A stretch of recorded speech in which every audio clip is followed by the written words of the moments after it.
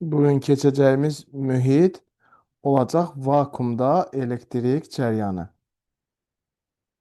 Vakumda elektrik cereyanı.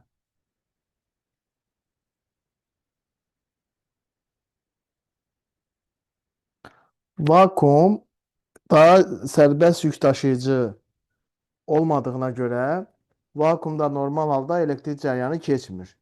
Çünkü vakum ideal dielektriktir. Yani elektrik cereyanını keçirmir. Vakumda elektrik cərəyanının yaranması üçün orada süni yolla sərbəst yük daşıyıcı yaratmaq lazımdır. Bu məqsədlə istifadə etdiyimiz üsula deyirik termoelektron emissiya hadisəsi. Termoelektron emissiya hadisəsi.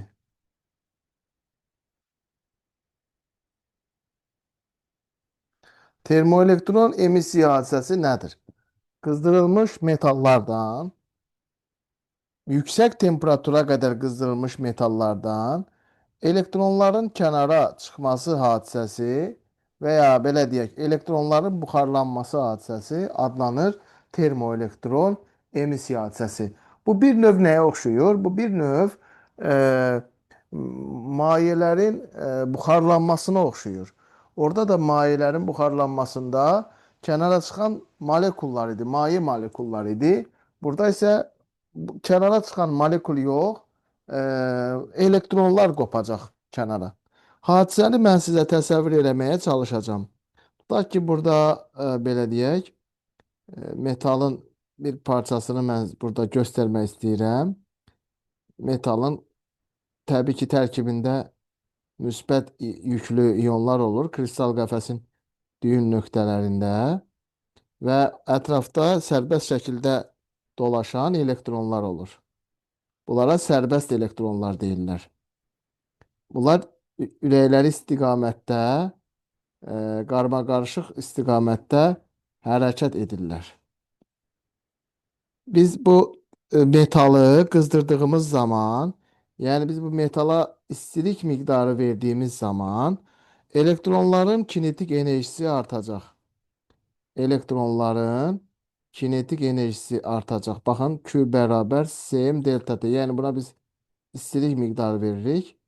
Elektronların kinetik enerjisi artacaq və elektron nüvə ilə rabitəsini qıraraq sərbəst fazaya keçəcək. Yəni metalı tərk edəcək. Metalı tərk edəndən sonra burada bir elektron buludu əmələ gələcək. Elektron buludu sözü dırnaq içərisində və elektron buxarı da deyirlər bəzi kitablarda belə də yazırlar. Artıq biz süni yolla sərbəst yük daşıyıcı olan elektronu əldə elədik. İndi bunu vakuumda tətbiq edəcəyik. Bu vakuumda tətbiq etməmişdən qabaq sizə bir neçə önəmli xüsusları qeyd etmək istəyirəm. Bu elektron metalı tərk etməsi üçün onun kinetik enerjisi çox olmalıdır. Nə qədər çox olmalıdır? Bunun bir sərhəddi olmalıdır da. Yəni ən az nə qədər olmalıdır ki, elektron bu metalı tərk edə bilsin. Bu çıxış işinə bərabər olmalıdır ən az. Çıxış işi nədir? İndi sizə mən çıxış işindən danışacağım. Çıxış işi. Çıxış işi elektronu metaldan qoparmaq üçün lazım olan enerjinin minimal qiymətinə deyirlər. Təkrar eləyirəm, elektronu metaldan qoparmaq üçün lazım olan enerjinin minimal qiymətinə çıxış işi deyirik və çıxış işinin düsturu belədir. A çıxış bərabərdir Y vurulsun U. Hansı ki bu QU düsturuna oxşayır. Burada qopan elektronlar olduğuna görə burada olacaq YU. Beləliklə çıxış işinin düsturu bu oldu. A bərabərdir YU. Y burada elementar yüktür. O isə gərginlik və ya potensiallar fərqi deyə bilərsiniz. Çıxış işinin vahidini yazaq biz burada. Çıxış işinin vahidi. Çıxış işinin vahidi olacaq 1 elektron volt. 1 elektron volt nə qədərdir? Neçə joula bərabərdir? Onu sizə deyim. 1,6 10 üstü -19 joule. Tutaq ki, açıq sual işləyirsiniz və açıq sualda sizdən elektron voltla yazmaq tələb olunur. Məsəl üçün, tutaq ki, cavab almısınız. 3,2 10 üstü mənfi 19 joule. Deyir, bunu elektron voltla ifadə edin. Şagirdlər, bunu 1,6 vur 10 üstü mənfi 19 joule bəbölməlisiniz. Yəni, bu eləyəcək 2 elektron volt. Yəni, kodlaşdıranda, açıq sual olanda bu cavabı 2 elektron volt kimi kodlaşdıracaqsınız. Və ya 6,4 10 üstü mənfi 19 joule olsa, bunu da təbii ki 4 elektron volt olaraq kodlaşdıracaqsınız. Bax belə. Bunlar önəmli məsələlərdir. Çünki bunu eləyə bilməsəz kodlaşdıra bilməyəcəksiniz. Adətən açıq suallarda gəlir. Açıq suallarda gəlməsə zaten cavablarda joule-la istəyəcək sizdən. Çıxış işinin vaidindən danışdıq. Çıxış işi yalnız metalın növündən asılıdır. Burada qeyd edək ki, çıxış işi yalnız metalın növündən asılıdır. Metalın növü deyəndə nə başa düşürük? Məsəl üçün, metal ola bilər sezium, metal ola bilər, məsəl üçün, alüminium, dəmir, sink, kobalt və s. Bax, bunların növü dəyişdikcə çıxış işi də dəyişir. Elə bil ki, çıxış işi elektronu metaldan qoparma iznidir, qoparma biletidir. E, Ona görə indi burada biz elektronun metaldan çıxma şərtini yazacağım. Buraya yazıram ki, elektronun elektronun metalı tərk etmə şərti. Tərk etmə şərti. Elektron metalı o zaman tərk edər ki, onun kinetik enerjisi çox böyük bərabər olmalıdır çıxış işindən. Onda kinetik enerjinin minimal qiyməti mv minimum kvadrat bölü 2 təbii ki, çıxış işinə bərabər olacaq. Yəni, YU-ya bərabər olacaq. Və biz burada elektronların metalı tərk etmə minimal sürətini tapa bilərik. Onda V minimal bərabər olacaq. Kök altda 2YU bölünsün M. Bax, bu şəkildə e, burada bu şəkildə siz hesablaya bilərsiniz. Belə. Bax, bunlar çıxış işinə aid olan kəmiyyətlər idi, verilənlər idi ki, mən sizə bunları dedim.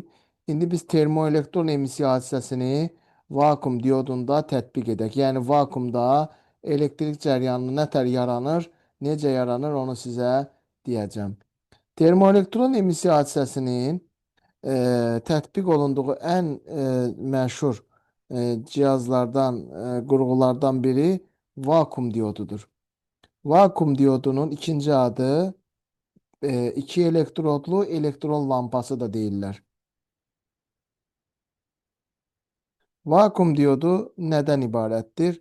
Vakuum diodu ibarətdir havası soğurulmuş şüşə balondan içində vakuum yaratmışıq. Bunlara birləşdirilmiş anod və katoddan ibarətdir. Buraya yazırıq anod. Burası da olsun katod. Bu hissədə olsun katod.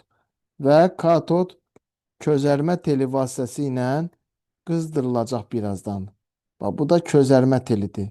Yəni katodu qızdırmaq üçün istifadə etdiyimiz vasitə. İndi bunları biz dövrəyə qoşaq. Belə bir dövrəyə qoşuruq buranı.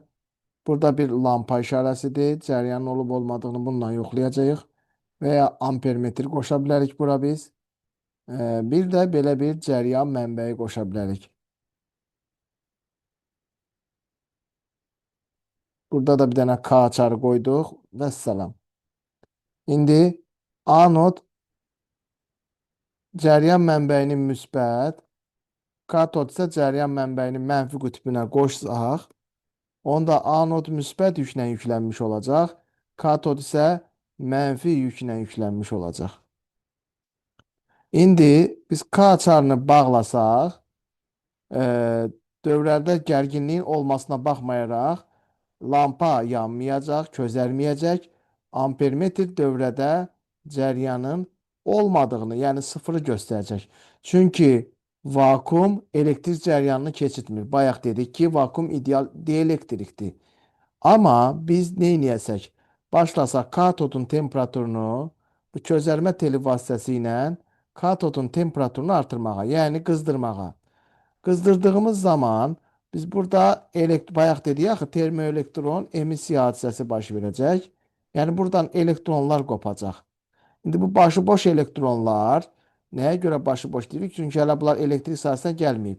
Biz burada anodu müsbət, katodu mənfi qütbə birləşdirdiyimizə görə anoddan katoda doğru bir elektrik sahəsi yaranacaq. Anoddan katoda doğru elektrik sahəsi yaranacaq. Biz bunu işarə eləyək Y ilə. Və biz bilməliyik ki, daha doğrusu bilirik ki, mənfi yükə təsir edən qüvvə birinci dərs, elektrikin birinci dərsində keçmişdik ki, mənfi yükə təsir edən elektrik qüvvəsi intensivliyin əksinə yönəlir. Yəni bu elektronlar nizamlı hərəkət alaraq gedəcək e, katoddan anoda doğru nizamlı istiqamətlənmiş hərəkət alaraq katoddan anoda doğru gedərək elektrik cəryanını təmin edəcək. Çünki biz dedik ki, e, elektrik cəryanının mövcud olması üçün dövrə qapalı elektrik sahəsi olmalı, bir də sərbəst yük daşıyıcılar olmalıdır. Biz sərbəst yük daşıyıcıları vakuumun daxilində katodu spiralla qızdıraraq, közərmə teli deyirik buna, biz elektron yaratdıq və elektronlar intensivlik sahəsinin əksinə hərəkət edərək nizamlı hərəkət etdi. Bu zaman dövrdə cəryan sıfırdan fərqli qiymət göstərəcək. Lampa isə parlayacaq. Yəni lampa közərməyə başlayacaq. Ə, Nə zaman bu hadisə baş verəcək? K açarını bağlayıb anodu müsbət, katodu isə mənfi qütbə qoşusaq. Deməli, burada elektrik cəryanı yarandı. Deməli, vakuumda elektrik cəryanı hansı yük daşıyıcılar hesabına yarandı? Vakuumda əsas yük daşıyıcılar, yəni elektrik cəryanını təmin edən zərrəciklər sərbəst elektronlar olacaq. Bu tip suallar da sizə sual şəklində gələ bilir. Deməli, əsas yük daşıyıcılar sərbəst elektronlardır. İndi bu cümlə burada qalsın. Biz cəryan mənbəyinin qütblərini dəyişək. Cəryan mənbəyinin qütblərini dəyişmək nə deməkdir? Yəni biz O e, bayaq izah elədiyinizi bir də təzədən gedə bilərsiniz üstündən. O kalçanı açıb bağlamaq. Ümumiyyətlə vakuum diodunun iş prinsipin. Ay sağ ol. Deməli, vakuum diodun iş prinsipi termoelektron emissiya hadisəsinə əsaslanır. Çünki biz bu katodu közərmə teli vasitəsilə qızdırırıq. Biz anodu cəryan mənbəyinin müsbət qütbünə, katodu isə cəryan mənbəyi mənfi qütbünə qoşduqda, burada müsbət, anod müsbət, katod isə mənfi yüklənmiş olur. K açarını bağlasaq və hələlik közərmə telini qızdırmırıq. K-çanı bağlasaq, burada elektronlar olmadığına görə, yəni vakuumda dedik axı, vakuum ideal dielektrikdir. Vakuum ideal dielektrik olduğuna görə burada cəryan yaranmaz. Yəni elektrik cəryanı yaranmaz. Lampa yanmaz, ampermetr dövrədə sıfır olduğunu göstərər. Çünki vakuum elektrik cəryanı keçirmir. Sonra biz nə ayırdıq? Sonra biz katodu başladıq közərmə teli vasitəsilə. Bu arada bu közərmə telidir. Yəni bildiyimiz spiral. Başladıq közərmə teli vasitəsilə katodun temperaturunu artırmağa. Katod metaldan hazırlanır. Burada da dedik ki, metalları qızdırdığımız zaman, yəni temperaturunu artırdığımız zaman oradan nə qopur? Oradan elektron qopur. Başlayacaqlar burada elektronlar qopmağa. Elektron qopandan sonra təbii ki, burada anodu müsbət, katodu mənfi qütbə birləşdirdiyimizə görə anoddan katoda doğru bir elektrik sahəsi yaranacaq. Biz də bilirik ki, elektrona təsir edən elektrik qüvvəsi intensivliyin əksinədir. Yəni elektrik qüvvəsi bu elektronları katoddan anoda doğru aparacaq. Çünki elektron mənfidə axı mənfi hara doğru getmək istəyər? Mənfi müsbət yükę doğru getmək istəyər. Beləliklə yüklü zərrəciklərin nizamlanmış hərəkəti yaranar və dövrədə cəryan yaranar. Dövrədə cəryan yanar, lampa yanar, ampermetr dövrədə sıfırdan fərqli olduğunu göstərər. Aydın oldu. Y'nin istiqaməti niyə elə oldu? Biz bilirik ki, intensivlik hardan hara doğrudur həmişə? Müsbətdən hansı tərəfə doğru idi? Mənfiyə Hə, tərəfi. Yaduza düşdü və elektronlar təsir edən qüvvə intensivliyin əksinə idi. Ona görə də bu elektronlar intensivliyin əksinə hərəkət eləyərək cəryan yaradır. Cəryan isə elektronların əksidir. Yəni cəryanın istiqaməti hara olacaq? Aşağıya doğru olacaq. Dövrə qapanacaq, lampa yanacaq. İndi biz bu vakum diodunun katod və anodunu qütblərini dəyişərik. Qütblərini dəyişək. Yəni anodu bu dəfə biz mənfi qütbə birləşdirəcəyik. Katodu isə müsbət qütbə birləşdirəcəyik. Onda görək hansı hadisə baş verəcək. Baxın, anodu mən birləşdirirəm. Anodu birləşdirdim mənfi qütbə, onda anod mənfi. Katodu isə birləşdirirəm müsbət qütbə. Katod müsbət yükləndi. Onda intensiv xətti bayaqki kimi aşağıya yox, yuxarıya doğru olacaq. Çünki müsbətdən mənfi. Onda elektronlara təsir edən qüvvə aşağıya yönələcək. Onda bu elektronlar kör peşman katodun səthinə nə edəcəklər? Geri qayıdacaqlar və yenidən boşluq yaranacaq. Dövrə qapanmayacaq. Yəni lampa yenidən parlamayacaq. Lampa parlamayacaq. Ampermetrin göstərişi sıfıra bərabər olacaq. Yəni buradan anlayırıq ki, vakum diodu bir tərəfli keçirciyə malikdir. Yəni təkcə anoddan katoda doğru keçirir. Əksinə qoşanda elektrik cəryanını buraxmır. Deməli yazırıq ki, vakum diodu bir tərəfli keçiriciliyə malikdir.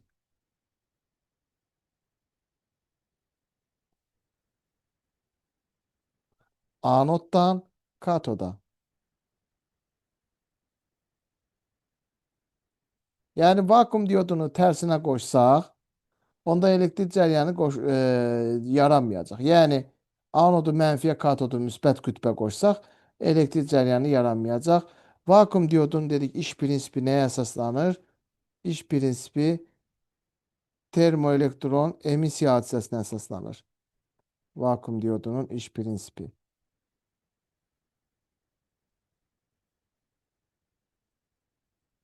Termoelektron emissiya hadisəsi. Elektronlar bu dəfə yuxarı getdi, yoxsa aşağı getdi? Aşağı qayıtdı. Çünki Y hara doğrudur? Y yuxarı doğrudur. Elektrona təsir edən qüvvə onları aşağı çəkir. Bu sahə anoddan katoda arası sahə boşaldı. Yəni elektronlar katoda səthinə çatandan sonra burada bir zərrəcik yenidən yox olacaq. Ona görə də cəryan yaranmayacaq. Niyə görə?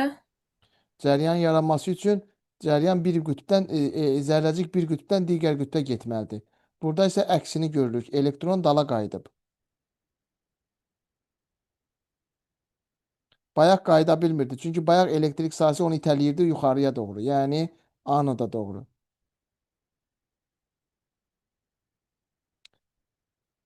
Belə vakum diodu, biz vakum diodunun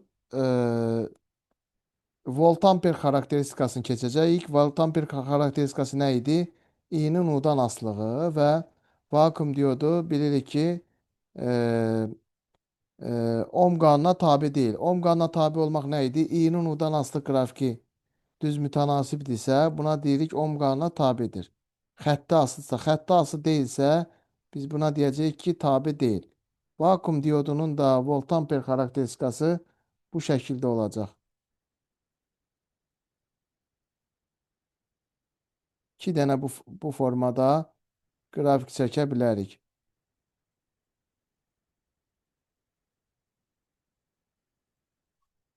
Bunu biraz səliqəli də çəkmək olar.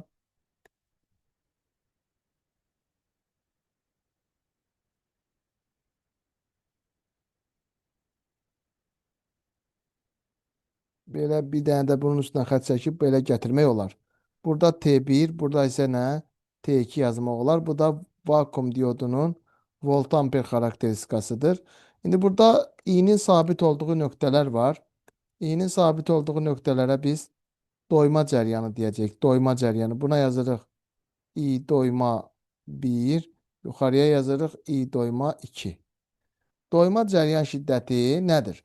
Vahid zamanda e, katodu tərk edən elektronların sayı ilə müəyyən olunur doyma cəryan şiddəti. Qısa buna deyirlər doyma cərəyanı. Doyma cəryanı bu üstündən hesablanır. I doyma bərabərdir.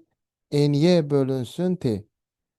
Yəni belə çıxanda Q bölünsün T deməkdir. Burada Y elementar yüktür. N isə elektronların sayıdır. Elektronların sayı. Bax belə bu doyma cəryanına uyğun idi. Vakuum diodundan başqa elektron şua borusu da var. Elektron şua borusu da iş prinsipi termoelektron emissiya hadisəsinə əsaslanır.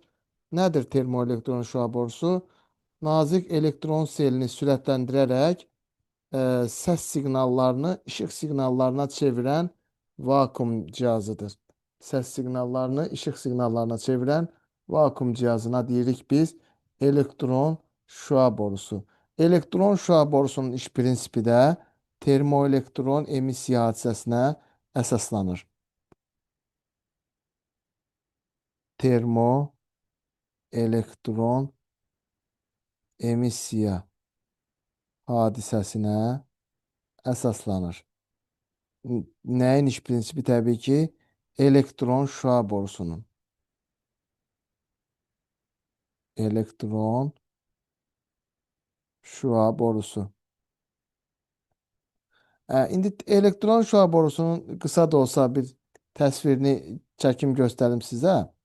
Belə bir fanara oxşayan bir şeydir. Köhnə kompüter monitorlarında görüntünü əldə etmək məqsədi ilə istifadə olunurdu. Elektron şua borusunun bu giriş yerində elektron topu olur və onun içində katod olur. Katod qızdırılır. Qızdırılma nəticəsində buradan elektronlar daha sürətlə başlayır hərəkət etməyə. Daha sürətlə hərəkət edir. Burada da iki dənə kondensator lövhəsi olur. Kondensatorlar bu həmin o elektron dəstələrini yuxarıya və aşağıya doğru səpələyirlər və nəhayət ekranda belə bir görüntü əmələ gəlir. İndi bunun bu dəqiqə praktik tətbiqləri demək olar ki, yoxdur. Çünki bu elektron şua borularını indi daha kiçik diodlar, daha kiçik mikroelementlər əvəz eləyib. Amma osiloqraf ekranlarında, osiloqraf ekranı nədir? Ürəyin kardioqrammasını ölçəndə o ekranda gördüyünüz mənzərə hansı aparatda görsənsə ona osiloqraf deyirik. Osiloqrafın əsas hissəsi elektron şua borusundan ibarətdir. Burada suallar nə tip gələ bilər? Deyə bilər ki, osiloqrafın iş prinsipi nəyə əsaslanır? Və ya gələ bilər ki, elektron şua borusunun iş prinsipi nəyə əsaslanır? Və burada elektron şua borusunun gücündən danışa bilərik. Test toplusunda bir dənə sual var. Elektron şua borusunun gücü. Elektron şua borusunun gücü. Elektron şua borusunun gücü P hərfi ilə işarə olunur. P bərabərdir IU şəklində yaza bilərik. P bərabərdir I vurulsun O. Digər tərəfdən elektron şua borusunda sürətlənmiş elektron dəstələrinin kinetik enerjisi həmən o elektrik sahəsinin gördüyü işə bərabərdir. Yəni Q-ya bərabərdir. Biz burada elektronlar hərəkət etdiyinə görə Y-U yazacağıq.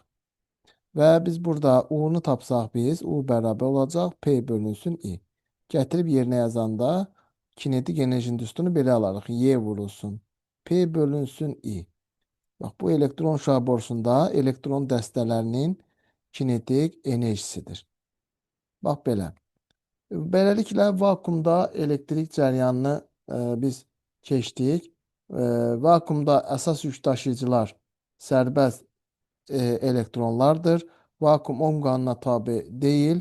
Vakuum diodunun iş prinsipi termoelektron emissiya hadisəsinə əsaslanır və vakuum bir tərəfli keçirciyə malikdir. Və ən əsası bir şey unutdum, əsas şeyi unutdum. Vakuum diodu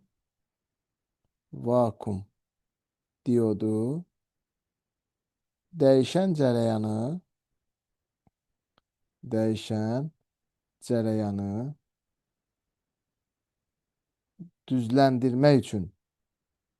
düzləndirmək üçün istifadə olunur. Vakuum diyodu. Bunu necə yadda saxlaya bilərsiniz? Təbii ki, biz dəyişən cəryan keçməmişik. Dəyişən cəryan keçəndə bu cümləni bir daha sizə xatırladacağım. Vakuum diyodunda D hərfi var. Diod düzləndirir. D. Üç dənə D hərfi. Vakuum diyodu dəyişən cəryanı düzləndirmək üçün istifadə olunur. Çünki o bir tərəfli keçiciyə malikdir. Vakuumda elektrik cəryanı ilə qurtardıq. Keçirəm sizə qazlarda elektrik cəryanı. Çünki nəyə görə? Zoomun atmasına 10 dəqiqə var. 10 dəqiqəyə biz ancaq qazları keçə bilərik. Qazlarda elektrik cəryanı. Bilirsiniz ki, hava da qazdır. Havanın da tərkibində qaz molekulları var. Ona görə də hava normal şərtlər daxilində elektrik cəryanı keçirmir. Yaxşı ki, keçirmir. Yoxsa biz elektrik naqillərinin altında gəzə bilməzdik və elektrik naqillərini stolbalar vasitəsilə bir məmləkətdən digərinə ötürə bilməzdik. Qazlarda elektrik cəryanı.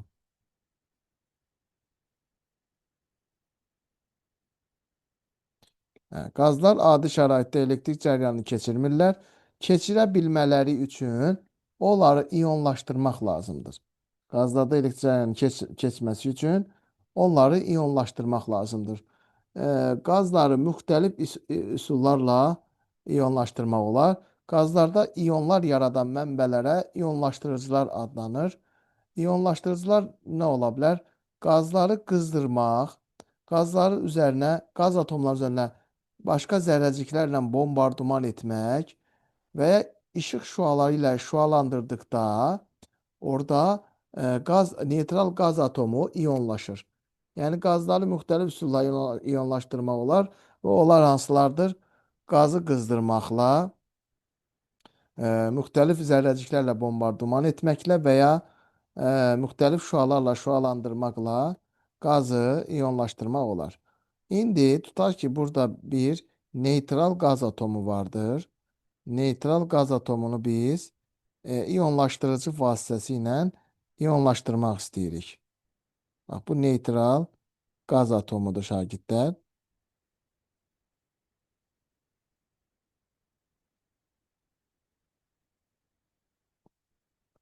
Bu neytral qaz atomunun üzərinə müxtəlif deyək ki, şüalarla iyonlaşdırırıq. Buraya yazıram ki, iyonlaşdırıcı. İyonlaşdırıcı.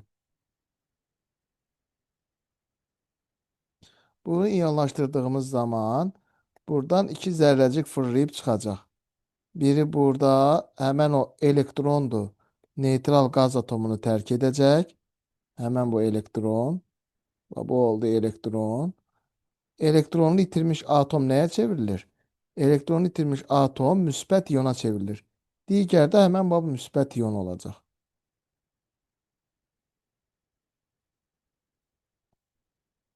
Deməli, buna yazırıq biz elektron. Burada olacaq nə? Müsbət iyon. Buraya yazırıq elektron. Burada olsun müsbət iyon. Demək, beləliklə qazı iyonlaşdırdıq. Ümumiyyətlə, qazı iyonlaşdırmaq üçün o iyonlaşma enerjisi qədər biz ona enerji verməliyik. İyonlaşma enerjisi nədir? Neytral qaz atomunu iyonlaşdırmaq üçün lazım olan enerjinin minimal qiyməti iyonlaşma enerjisi adlanır. İyonlaşma enerjisi və ya iyonlaşma işi də deyirlər. İyonlaşma enerjisi. İyonlaşma enerjisi bu düsturla hesablanır şagirdlər. W iyonlaşma bərabərdir. Y vurulsun fi I. Və yaxud da fi U demək idi. U da YL-dir. Y dedi. T'ni biz L-lə ifadə eləyəcəyik. Onda olacaq W iyonlaşma bərabər Y L şəklində olacaqdır.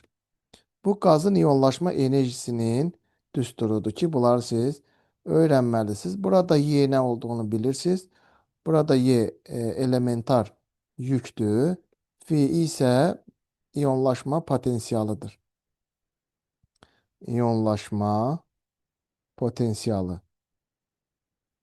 Y elektrik sahəsinin intensivliyidir. L isə elektronun qaçış yolunun uzunluğudur. Qaçış yolunun uzunluğu. İyonlaşma enerjisi yalnız qazın növündən asılıdır. İyonlaşma enerjisi yalnız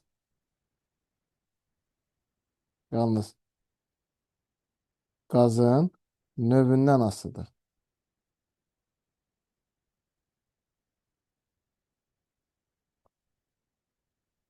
Yəni düsturda olanlardan asılı deyil. İyonlaşma enerjisi düsturda olanlardan, yəni V-dən, elektronun qaçış yolunun uzunluğundan asılı deyil. Bu qrafikləri unutmayın. Bəzən iyonlaşma enerjisi yanına iyonlaşma işi də deyirlər. Bunlar eyni şeylərdir.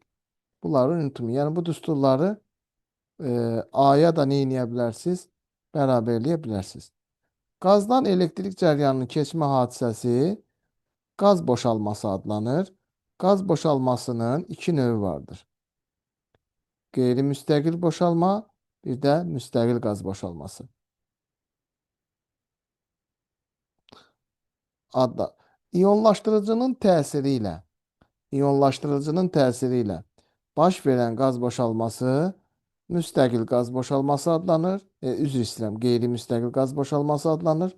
İyonlaşdırıcının təsiri olmadan öz başına baş verən qaz boşalması isə müstəqil qaz boşalması adlanır. Və burada qaz boşalmasının sizə bu dəqiqə volt-amper xarakteristikasını göstərəcəm. Bu qrafik 3 hissədən ibarətdir. Bu qrafik 3 hissəyə bölə bilərik. Bura O nöqtəsi olsun. Bura A nöqtəsi olsun. Bura B, burada C nöqtəsi olsun. Bura U1 olacaq. Bura U2 olacaq. Qrafikin OAB hissəsi qeyri-müstəqil qaz boşalmasına uyğundur.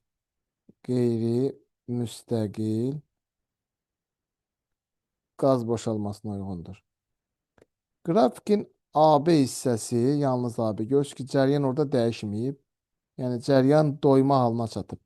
Qrafikin AB hissəsi doyma cəryanına uyğundur.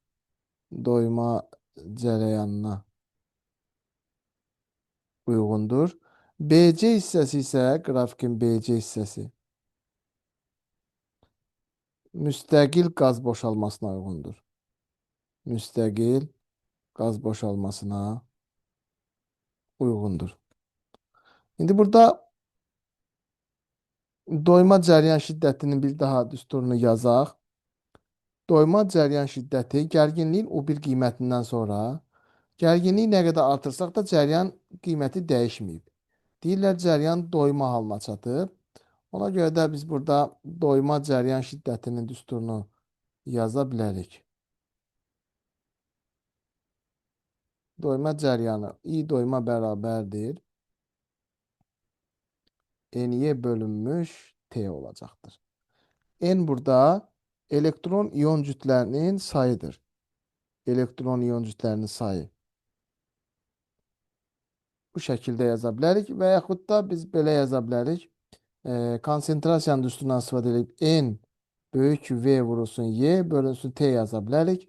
Burada V qazın həcmidir. N isə vahid həcmdə yaranan elektron iyon cütlərinin sayıdır. Vahid həcmdə yaranan elektron iyon cütlərinin sayı. Yəni həcmlə versə bu düsturdan istifadə edə bilərsiniz. Gəldik burada qazlarda əsas yük daşıyıcılar hansılardır? Qazlarda əsas yük daşıyıcılar hər üç zərrəcikdir. Yəni həm iyonlar, həm elektronlar, həm də müsbət iyon, həm də mənfi iyon. Qazlarda əsas yük daşıyıcılar. Qazlarda əsas yük daşıyıcılar olacaqdır. Müsbət iyonlar, mənfi iyonlar və elektronlar. Müstəqil qaz boşalmasının yaranmasının iki səbəbi var. Bir, zərbə ilə iyonlaşma hadisəsi. İki, müsbət iyonların katodun səthinə zərbə vurması nəticəsində onlardan katodun səthindən elektron qoparması hadisəsi. Burada da yenə də qaz boşalmasının baş verməsi üçün elektronun kinetik enerjisi müstəqil qaz boşalmasının baş vermə şərti. Müstəqil qaz boşalmasının baş vermə şərti. Elektronun kinetik enerjisi böyük bərabər olmalıdır iyonlaşma enerjisindən. Yəni onda kinetik enerjinin minimal qiymətini iyonlaşma enerjisinə, yəni Y elə bərabər etmək olar. Bu sizə məsələ həllində kömək olacaq. Müstəqil qaz boşalmasının müxtəlif növləri var. Bunlar alovsuz boşalmadır. Alovsuz boşalma harda rast gəlirsiniz? LED lampalar var. Bu dəqiqə enerjiya qənaət lampaları var ha. Onların tərkibində müstəqil qaz boşalması var. Sonra var elektrik qövsü, yəni buna qövs boşalması deyirlər. Atmosferdə baş verir. Yüksək 35-50 volt gərginlikdə, amma yüksək temperaturda. Məsələn, iki yarım keçir, iki kontakt, iki yüksək elektrik temperaturlu naqili bir-birinə toxundurduğumuz zaman bu elektrik qövs şəkildə olur bu boşalma. Bəzi kitablarda, fizika kitablarında onu görə bilərsiniz. Adətən bu metalları qaynaq edəndə svarka deyirik. Orada biz bunu görə bilərik. Sonra taclı boşalma var. Taclı boşalma nədir? Yüksək elektrik naqillərin bir-birinə bağlandığı yerdə olur. Atmosfer təzyiqində e, orada da çox böyük intensivlikdə baş verir. Məsəl üçün bizim kənddən yüksək naqilli elektrik xətti keçir. Gecə onun yanından keçəndə belə zıt belə xətlər keçir. Və digər növ isə qığılcımlı boşalmadır. Qığılcımlı boşalma ildırım çaxması zamanı yaranır. İldırım çaxması zamanı qığılcımlı